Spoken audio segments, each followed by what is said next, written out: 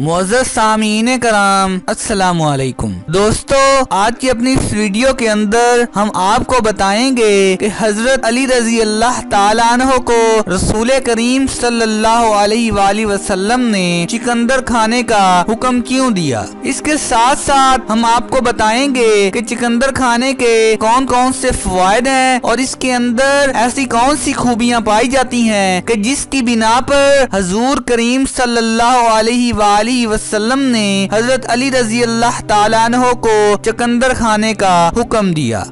دوستو، دور حاضر میں قبض، ہیپاٹائٹس، ڈپریشن اور کینسر جیسے امراض کا علاج کرنا ہو تو قدرت الہی سے یہ خصوصیات ہمیں چکندر میں مل جائیں گی جو معالجہ کی زبردست قوت رکھتی ہیں۔ چکندر میں مینگنیز اور بیوٹین کثیر تعداد میں موجود ہوتا ہے جس سے اعصابی نظام کا فعل درست ہو جاتا ہے۔ چکندر کو لال رنگ دینے والے اجزاء بیٹالین اور وٹامن سی ہیں جو کہ قوت مدافعت پیدا کرتے ہیں اور بیماریوں سے بچنے میں بھی اہم کردار ادا کرتے ہیں۔ تحقیق کے مطابق یہ کینسر سیلز کو جنم لینے سے بھی روکتے ہیں۔ چکندر ایک معروف سبزی ہے جسے عربی میں سلط اور انگریزی میں بیٹ روٹ کہا جاتا ہے۔ اللہ کے رسول صلی اللہ علیہ وآلہ وسلم نے چکندر کو صحت کے لیے انتہائی مفید قرار دیا ہے اور صحابہ کرام رضی اللہ تعالیٰ عنہ کے طبی فوائد کی بنا پر اس کو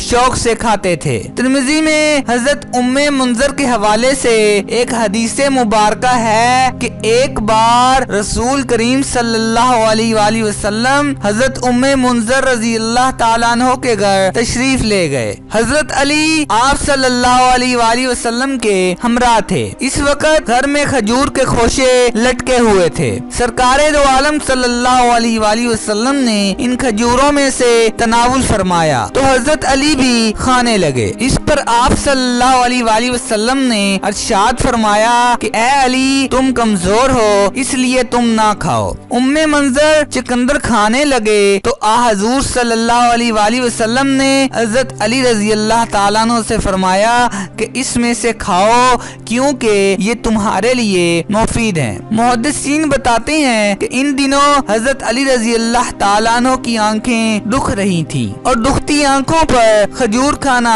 مضر ہے، اس لیے آپ صلی اللہ علیہ وآلہ وسلم نے حضرت علی رضی اللہ تعالیٰ عنہ کو منع فرمایا اور جب آپ صلی اللہ علیہ وآلہ وسلم کے سامنے چکندر پیش کیے گئے تو آپ صلی اللہ علیہ وآلہ وسلم نے حضرت علی سے فرمایا کہ یہ کھاؤ کیونکہ یہ تمہارے لیے مفید ہیں اور تمہاری ناطاقتی کو یہ دور کر دے گا۔ اس حدیث کی روشنی میں دو باتیں معلوم ہوتی ہیں کہ پرہیز کرنا سنت ہے اور یہ بھی معلوم ہوا کہ چکندر کھانے سے کمزوری دور ہوتی ہے۔